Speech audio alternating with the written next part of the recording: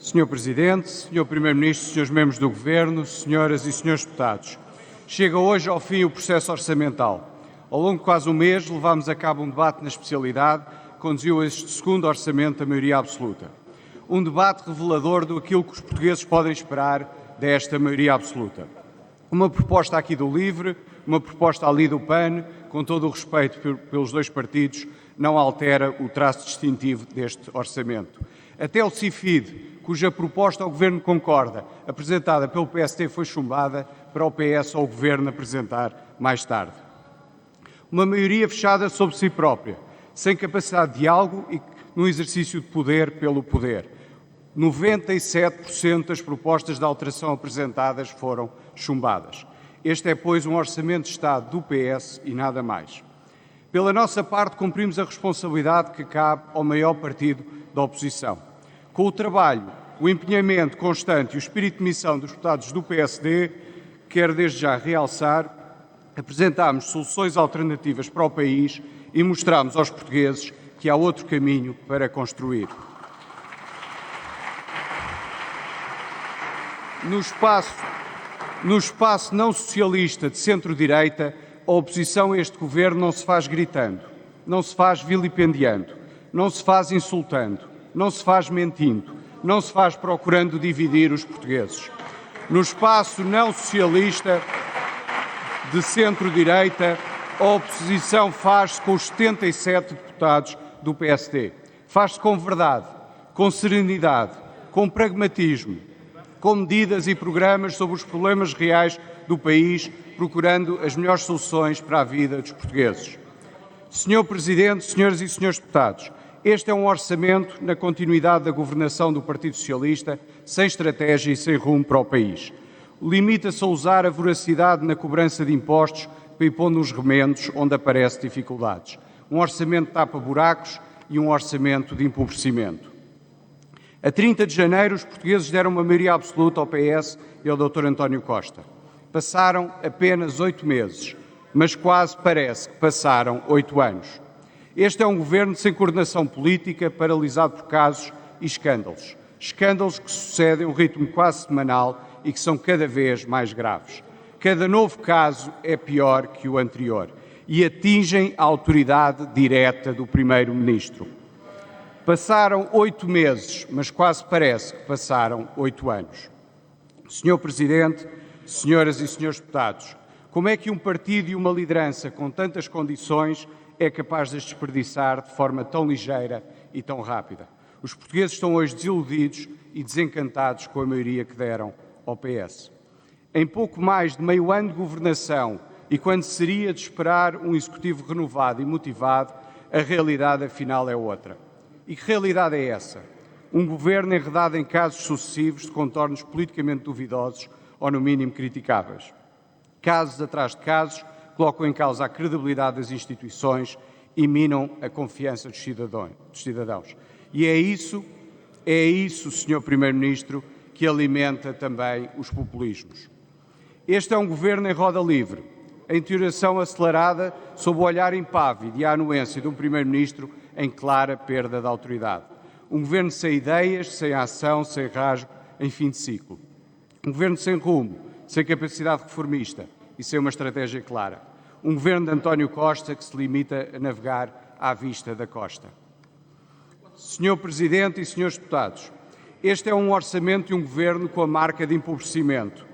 Um governo que fala de rendimentos apenas para tentar tapar o sol com a peneira, porque as consequências das suas decisões são ao contrário. Um corte nas pensões de 1.000 milhões de euros, um corte de meia pensão, representando menos 3,5% do valor da pensão. Entre 22 e 23, os pensionistas perdem poder de compra real no valor de quase uma pensão. Nestes 2 anos, os funcionários públicos têm uma perda de poder de compra real de quase um salário. Nestes 2 anos, os trabalhadores do setor privado têm uma perda significativa de rendimento real.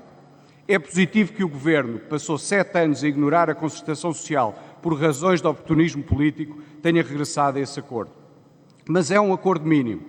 Entre 22 e 26, a inflação acumulada será, na melhor das hipóteses, de 20%.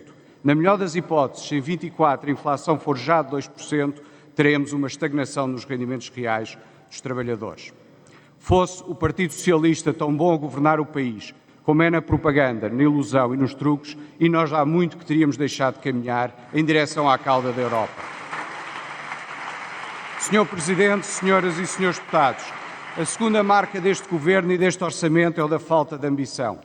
Sem crescimento económico não há criação de riqueza que permita pagar melhores salários, nem receitas fiscais para melhorar os serviços públicos, sem asfixiar as famílias e as empresas em impostos.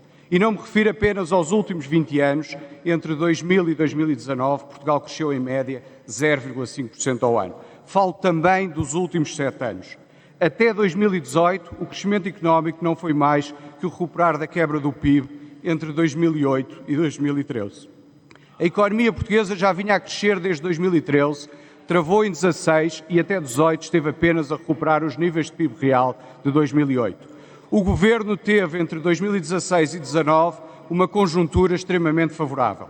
Crescimento económico na Europa, um boom de turismo e no imobiliário e taxas de juros zero ou mesmo negativas, além de um forte dividendo orçamental destes fatores. Mas desperdiçou essa oportunidade, tal como o Partido Socialista já havia desperdiçado a oportunidade que teve entre 96 e 2001. Entre 2016 e 2019, Portugal teve o segundo pior crescimento económico dos países da coesão. E as previsões do Fundo Monetário Internacional, divulgadas em outubro para 22-27, colocam Portugal em último lugar no que respeita ao crescimento da sua economia. Em vez de apanharmos o pelotão da frente, somos o cabo de vassoura da Europa. Senhor Presidente, senhoras e senhores deputados, a terceira marca deste Governo e deste Orçamento é o mito das contas certas. Entre 16 e 19, o Governo reduziu o déficit em 3 pontos percentuais do PIB. Fê-lo numa conjuntura económica extremamente favorável, como já referi.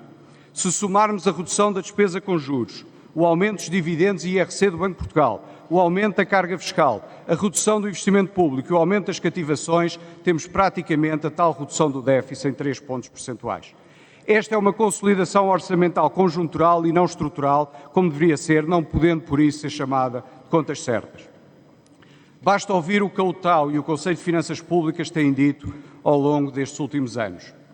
Que a condução da política orçamental não resolve os desequilíbrios estruturais das finanças públicas portuguesas. Que o Governo faz uma consolidação orçamental meramente conjuntural. Mas ainda esta semana, a Comissão Europeia disse que Portugal pode estar num caminho de violar as recomendações orçamentais de prudência da Comissão. Até Bruxelas já suspeita da ilusão socialista.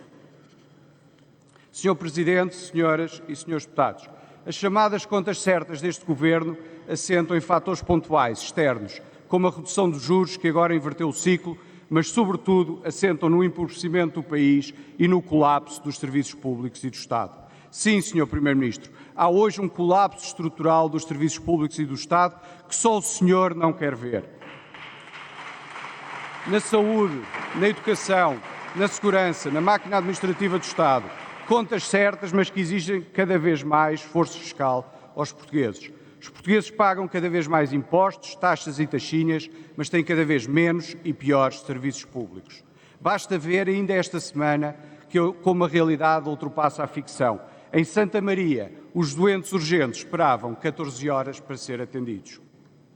Senhor Presidente, senhoras e senhores deputados, mas se os serviços públicos estão em colapso quase estrutural devido à inércia de fazer reformas do Partido Socialista, isso não impede o Governo de esbanjar o dinheiro dos contribuintes. Falo da TAP e da EFASEC, dois casos que ilustram bem a política de zigue-zague socialista. Em 2011, no memorando da Troika assinado pelo Governo do Partido Socialista José Sócrates, estava lá a privatização da TAP. Primeiro veio a política do ZIG, em 2015. A TAP era como as caravelas do século XV. Depois veio a política do ZAG, em 2016, com a reversão da privatização, com o Estado a assumir os riscos. Depois voltámos à política do ZIG, com declarações inflamadas, como a TAP é do povo, o povo é que manda na TAP, e até quando a TAP der lucro, o povo receberá esses lucros. Agora, nem ZIG, nem ZAG, é o completo desnorte, com o Primeiro-Ministro a falar já em privatizar em 12 meses, mas o Ministro das Infraestruturas a dizer que nada pode adiantar sobre esse tema. Passaram 7 anos e depois de 3,2 mil milhões de euros injetados na companhia, a política de zigue-zague na TAP coloca a empresa numa situação muito difícil. Numa década, o Partido Socialista já defendeu a privatização, defendeu que não fosse vendida, nacionalizou e agora quer voltar a privatizar. Sr. Presidente, senhoras e senhores deputados, na EFASEC, a decisão do Governo em nacionalizar a EFASEC em 2020 assentava na justificação da acionista e os problemas de compliance. Só que a realidade é que a empresa tem graves problemas financeiros e o Governo já lá colocou 170 milhões de euros. Com o falhanço da privatização, serão mais algumas centenas de milhões de euros do dinheiro dos portugueses. E sobre a TAP e a EFASEC, há uma conclusão muito simples. Senhor Primeiro-Ministro, com o dinheiro dos outros é muito fácil ser socialista.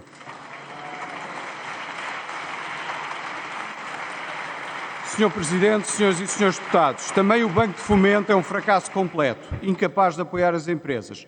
Foi assim na fase da pandemia, muitos anúncios e promessas, mas pouco foi executado e cumprido. Basta ver o que disse há pouco o Tribunal de Contas sobre as medidas inúteis na fase pandémica. Esperamos as explicações da Sra. Ministra da Presidência, a que lhe chamámos ao Parlamento para prestar os devidos esclarecimentos.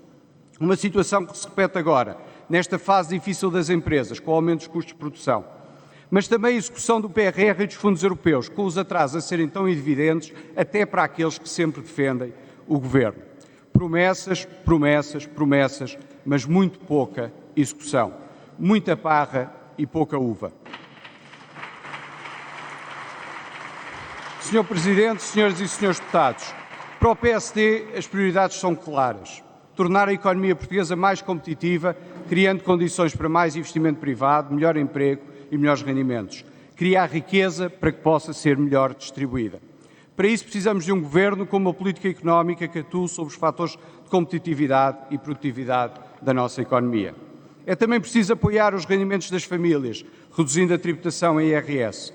Apoiar as famílias em matérias de creche, de crédito à habitação, reforçar a oferta de alojamento para os alunos do ensino superior, aumentar a dedução com despesas de educação, alargar a gratuitidade das creches ao privado com efeitos retroativos a 1 de setembro deste ano, taxa reduzida nas empreitadas das IPSS, isenção de IVA na aquisição de bens alimentares no setor social em 23.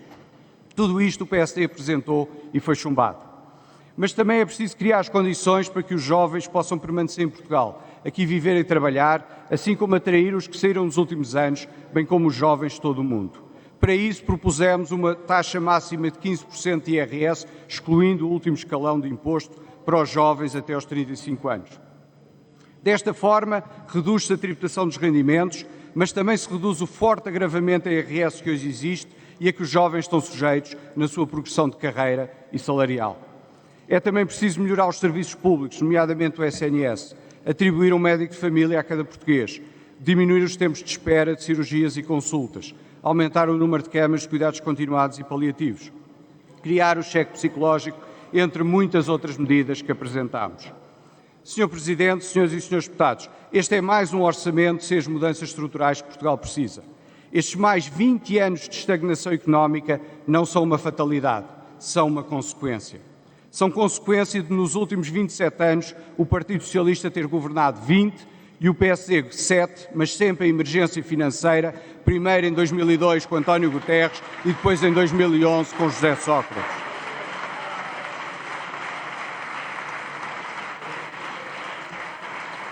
Se o país está hoje mais na cauda da Europa e com menos perspectivas de futuro, isso deve-se sobretudo às políticas erradas do Partido Socialista. O PS só quer ser poder, mas sem ser governo, incapaz de fazer as reformas e as mudanças estruturais que o país precisa. Mas o país não tem que se resignar. Não tem que se resignar a ser pobre e a divergir da Europa. Não tem que se resignar a ter baixos salários e empregos precários. Não tem que se resignar a ter maus serviços públicos. Não tem que se resignar a ver cada vez mais jovens a emigrar. Não tem que se resignar a perder a esperança. Portugal tem esperança e precisa de acreditar. O PSD aqui está para cumprir a sua missão de ser oposição e alternativa. Muito obrigado.